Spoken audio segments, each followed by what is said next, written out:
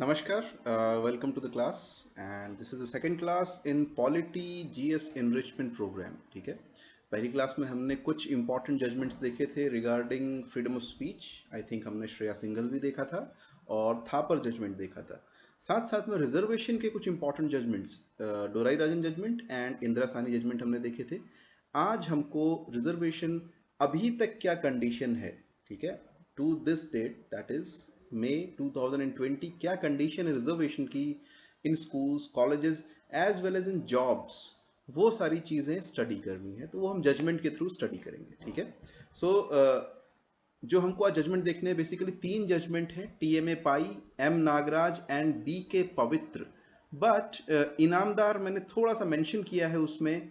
Jarnail Singh is another very important judgement and a judgement that is very recent February 2020 का judgement है Mukesh Kumar.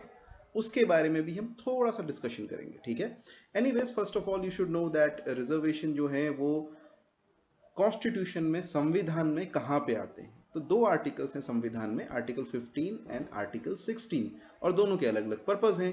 Article 15 में जो reservation होगा वो स्कूल्स एंड कॉलेजेस के लिए रिजर्वेशन जो होता है, इंस्टीट्यूट्स के लिए वो होगा. ठीक है, एंड आर्टिकल 16 में जो रिजर्वेशन है वो पब्लिक एम्प्लॉयमेंट के लिए, गवर्नमेंट सर्विसेज में, गवर्नमेंट जॉब्स में एम्प्लॉयमेंट के लिए जो रिजर्वेशन है that is under article 16. Hopefully आपने ये पढ़ा भी होगा मेरे वीडियो देखने के बाद में, घर जा करके कल का वीडियो देखने के बाद में, कि आर्टिकल 16 में कौन कौन से सब सेक्शंस हैं जहां पर रिजर्वेशन की बात कही गई है. ठीक है, anyways we start with TMA Pai judgement. तो टीएमए पाई सोसाइटी एक सोसाइटी बनाई गई थी जो कि कोंकणी स्पीकिंग माइनॉरिटी है कर्नाटका में. ठीक है, सो उन्होंने कुछ एजुकेशनल इंस्टीट्यूशंस खोले थे और वहां पे कुछ रिजर्वेशन को लेकर के डिस्प्यूट हुआ. तो वो लोग कोर्ट में गए और 11 जज की बेंच बैठी थी, which is the largest bench since Kesavananda Bharati. ठीक है, केशवानंद भारती में 13 जजेस की बेंच थी, दिस वाज अ 11 जज बेंच. और यहाँ पे क्वेश्चन ये था कि माइनॉरिटीज को, and TMA Pai was a minority, do they have the right to establish and administer educational institutions of their choice under article 13(1) read with article 29(2) of the constitution. ठीक है, जजमेंट देखते हैं क्या था. पहली चीज कोर्ट ने बोला कि भैया रिलीजियस और लिंग्विस्टिक माइनॉरिटी आप स्टेट के लेवल पे डिटरमाइन करते हो, कम से कम इस मैटर में. ठीक है, बाकी मैटर्स में नहीं, बट एजुकेशनल इंस्टीट्यूशंस के मैटर में ये माइनॉरिटी आप स्टेट लेवल पे डिटरमाइन करोगे. ठीक है, secondly all citizens have the right to establish and administer educational institutions, जो ये सारे आर्टिकल दिए हुए हैं इनके अंडर में. और ये एब्सोल्यूट राइट्स नहीं है. This right to establish and administer educational institutions, even minority educational institutions, would be subject to provision of article 19(6) and article 26(a). ठीक है, so these are on absolute rights. Then उन्होंने बोला अगर national interest में कोई regulation है तो वो सब पर अप्लाई होगा, सारे एजुकेशनल इंस्टीट्यूशंस पे, चाहे वो मेजॉरिटी इंस्टीट्यूशंस हो या माइनॉरिटी इंस्टीट्यूशंस हो. उसका मतलब क्या है अभी हम आगे देखते हैं. ठीक है, ओके.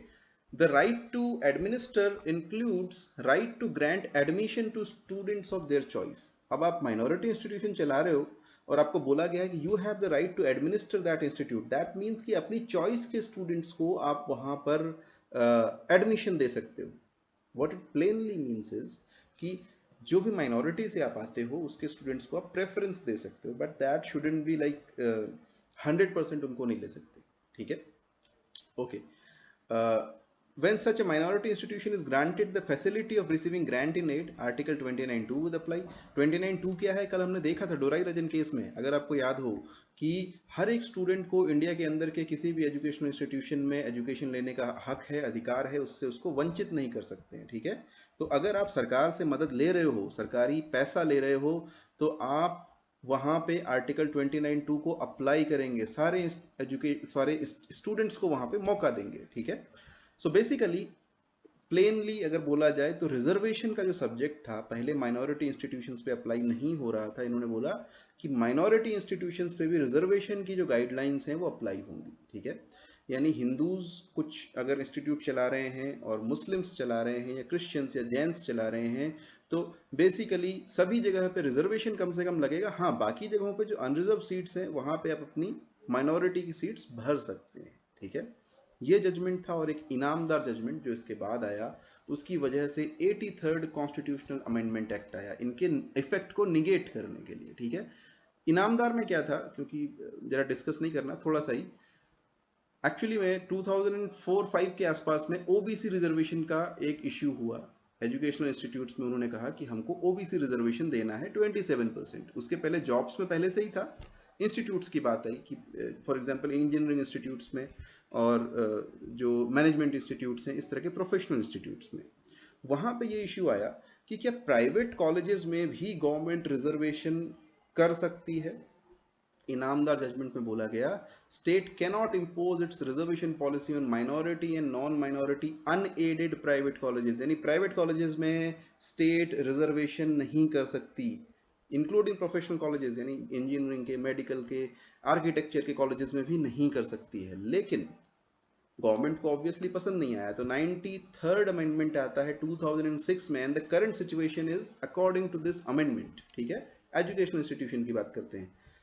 15 में, आर्टिकल 15 में क्लॉज 5 जोड़ा गया, and the clause 5 was that nothing shall prevent the state from making reservation for SEBC. SEBC का फुल फॉर्म हमने पढ़ा था, socially and educationally backward classes, SC/ST in admission to educational institutions including private educational institutions whether aided or unaided, ठीक है, other than minority educational institutions। यानी basically OBC reservation सारे private colleges में लागू है, आज भी लागू होता है, whether they are aided or unaided except minority college, ठीक है।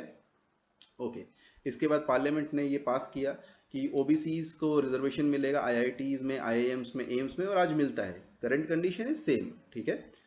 फिर आरटीई एक्ट पास किया गया कि 25% of the seats would be in private unaided educational institutions, aided but excluding minority institutions, ठीक है। 25% रिजर्वेशन आपको स्कूल्स में भी अवेलेबल है आरटीई एक्ट के अंदर में। तो ये इम्पैक्ट था, डायरेक्ट इम्पैक्ट था जो इनामदार और पाई केस है उसका, उसके बेसिस पे हमने 93rd constitutional amendment act enact किया था, ठीक है। अब एक इम्पॉर्टेंट हम केस में आते हैं जो कि रिलेटेड है प्रमोशन इन गवर्नमेंट जॉब्स, ठीक है। हमने इंदिरा साहनी केस में डिस्कस किया था कल कि इंदिरा साहनी में गवर्नमेंट ने क्या बोला, सॉरी कोर्ट ने क्या बोला था, एक चीज जो इंपॉर्टेंट चीज थी कि 50% इज द कैप, आप 50% से ज्यादा रिजर्वेशन बढ़ा नहीं सकते, चाहे स्कूल्स में हो या जॉब्स में हो। सेकंड चीज उन्होंने बोली, प्रमोशन में रिजर्वेशन नहीं लागू हो सकता, अनकॉन्स्टिट्यूशनल है। आप रिजर्वेशन दे सकते हो गवर्नमेंट जॉब में एंट्री लेवल पे, लेकिन प्रमोशन में देना गलत है, ठीक है, अनकॉन्स्टिट्यूशनल है। गवर्नमेंट ऑब्वियसली देना चाहती थी, तो गवर्नमेंट ने ऐसा कुछ एक लॉ लेकर के आई, 85th कॉन्स्टिट्यूशनल अमेंडमेंट एक्ट। उन्होंने बोला पहली चीज, ये 16(4)A 16(4)B उसमें जोड़े गए थे कि भाई यहाँ पर प्रमोशन में भी हम रिजर्वेशन देंगे, कंसिक्वेंशियल सीनियोरिटी देंगे, ठीक है। अब इसको बहुत ज़्यादा समझने की जरूरत नहीं है, इतना समझ लो कि प्रमोशन में reservation for SC and ST, OBC को नहीं मिलता है, ठीक है। इंदिरा गांधी में कहा गया था कि ये इम्परमिसिबल है। जो पिटिशनर्स थे obviously M Nagaraj and others, उन्होंने इसको चैलेंज किया, उन्होंने सुप्रीम कोर्ट में गए, बोले कि देखिए आपने इंदिरा साहनी में क्या कहा था, गवर्नमेंट एक नया कॉन्स्टिट्यूशनल अमेंडमेंट एक्ट लेकर के आ गई है, और चूंकि ये एक्ट इंदिरा साहनी के अगेंस्ट में जाता है, that is why this particular constitutional amendment act is unconstitutional, इसको हटा दीजिए, स्ट्राइक डाउन कीजिए, और प्रमोशन में रिजर्वेशन को आप रोकिए, ठीक है। आर्ग्यूमेंट यही थे उनके कि पार्लियामेंट की जो पावर है अमेंडमेंट की, वो अनलिमिटेड नहीं है, ठीक है, वो लिमिटेड है बाय व्हाट, बेसिक स्ट्रक्चर, ठीक है।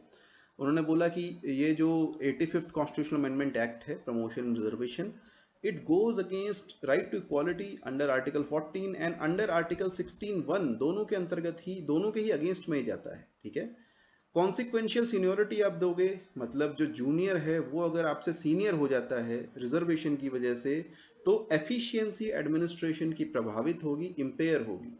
अगेन DPSP फंडामेंटल राइट्स को इस तरह ट्रैम्पल नहीं कर सकते हैं, it is against the basic structure, that was the argument of Nagaraj, ठीक है। गवर्नमेंट ने बोला कि भैया देखो, आप कह रहे हो कि there are restrictions on power of amendment, but article 368 में ऐसा कुछ नहीं लिखा है, we have unlimited power of amendment. First of all आप बेसिक स्ट्रक्चर बोलते हो, ठीक है, बट ऐसा कुछ वो डिफाइन नहीं है, ठीक है।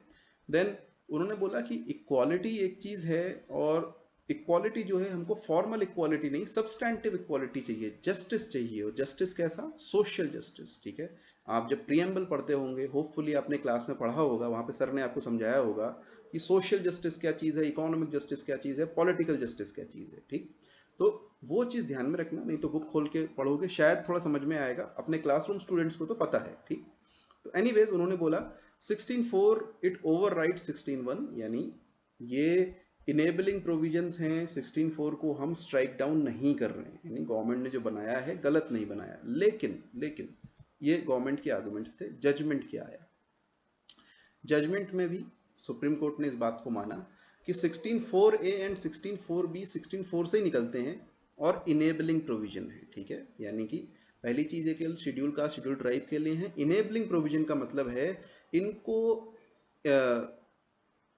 टू इनेबल देम, या ये कह सकते हैं कि इनको एक्शन में लाने के लिए आपको कोई एक्ट बनाना पड़ेगा, लेजिस्लेचर को एक्ट पास करना पड़ेगा।